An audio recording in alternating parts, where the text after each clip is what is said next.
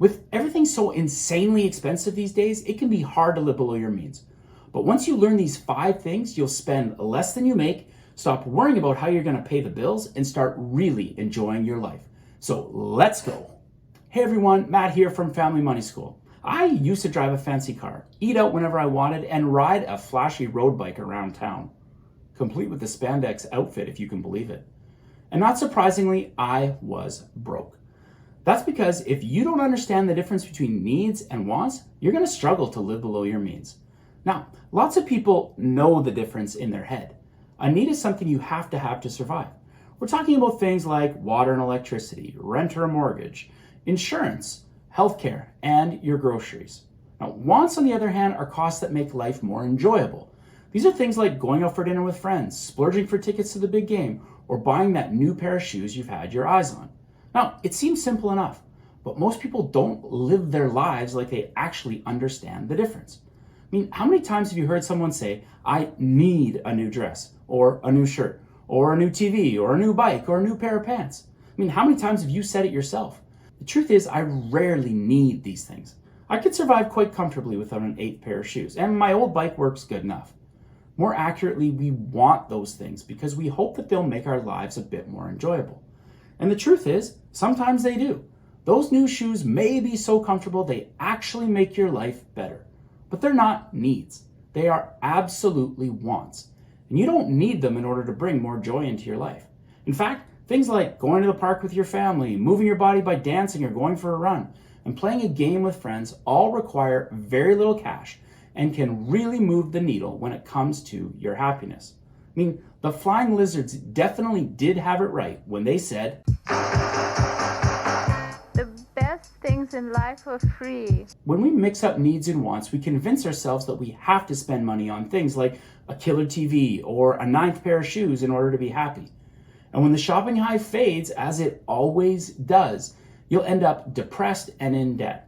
When I was broke, I had no plan for my money. I had a decent job and I didn't seem to live extravagantly, but I never seemed to be getting ahead with my finances. I was just kind of drifting along and hoping I'd end up in a good place financially. It wasn't until I got intentional about what I was doing with my money that I started getting traction. So to get rolling with this and start living below your means, you need to create a budget. Now, you may be thinking, come on, man, this is so lame.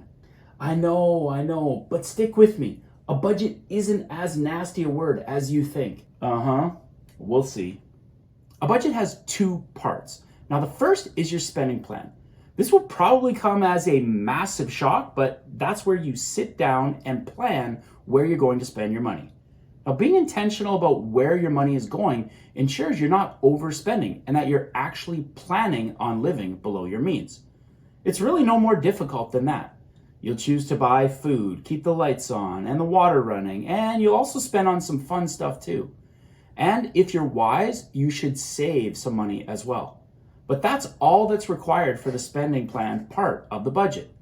Now, the next step in budgeting is to track your expenses to show how you're currently spending your cash and where it's all going. Now, yes, I know it sounds painful. That sounds painful. Didn't I just say that? But once you get used to it, tracking your spending really does become a breeze. And the more you do it, the easier it gets. Now, you can set up your budget and track your spending any way you like. Some people like to go old school and use pen and paper. Others prefer to use the good old spreadsheet. Now, for me, I love it when technology makes my life easier. So I use the free version of EveryDollar to create my budget and track my spending. It's easy to use and the app is super slick. I used to keep every receipt and then enter it into a spreadsheet, but EveryDollar's made that pretty much unnecessary. My wife and I sit down every month to build our budget. It takes us about 10 minutes since we can just copy all the spending categories and amounts from the previous month and make a few tweaks here and there. And tracking my spending is crazy slick.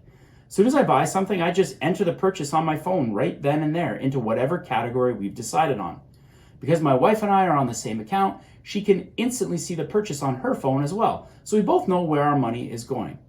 Now, there are a number of apps that do similar things. Ones like You Need a Budget, Mint, Personal Capital. I'll link to them below so that you can check them out, but it doesn't really matter which one you use.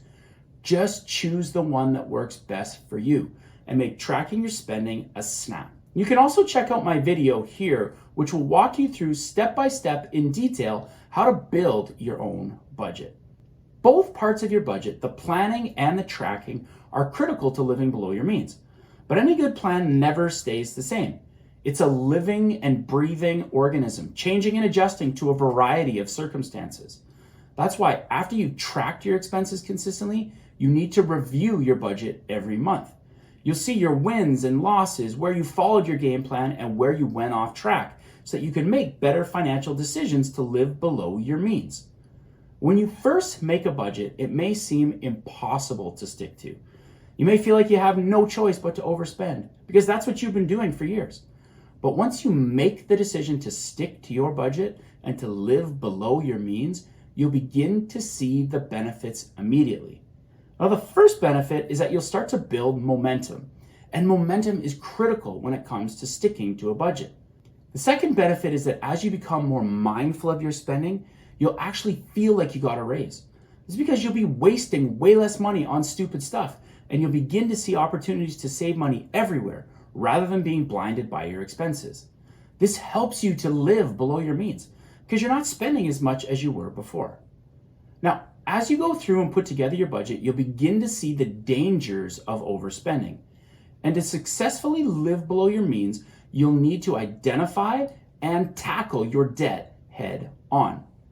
Having any open balances on your credit cards is going to make it impossible to live below your means. So once you have your debt identified, the next step is to begin paying it down. Add a line in your budget titled debt and work to bang it out as quickly as possible.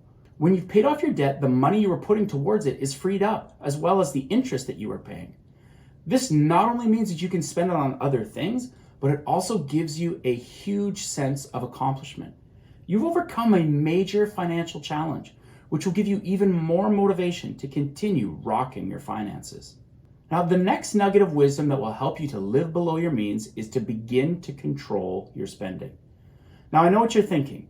This is the part where I have to give up all of my expensive habits and cut out all of my fun. But don't worry, that is not the case at all.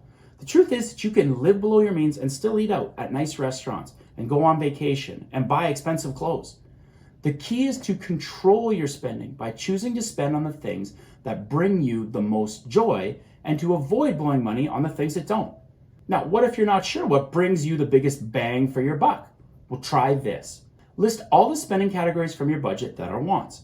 These are things like your eating out money, Apple Music subscription, Peloton membership, or your shopping fund. Then beside each one, rate how much happiness you get from the purchase on a scale of 1 to 5. Anything 2 or lower automatically gets axed, and from there, work your way up the scale of joy, cutting expenses that don't move your happiness needle in a meaningful way. Now, what about those times when you're tempted to buy something on impulse? Well, for that, you should implement a mandatory waiting period.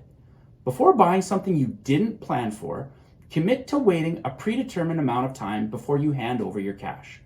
You might impose a 14-day waiting period on yourself or decide to aim for 30 days. You may find you only need a week.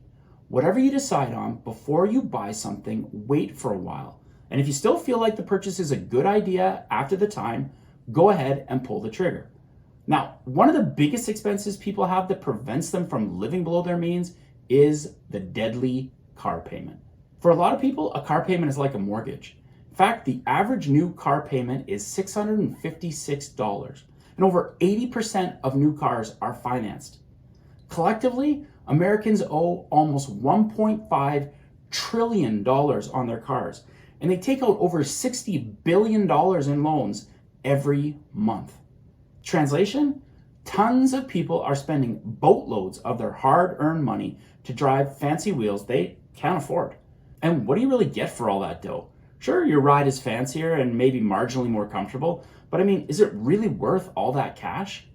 Even if you avoided a new car payment and bought something used, which comes with an average payment of $488 a month, you can save yourself close to $170 each month.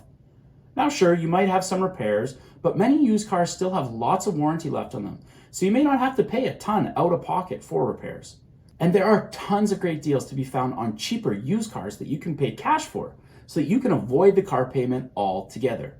Look, I mean, at the end of the day, I've lived with and without car payments. I've driven fancy wheels and beaters.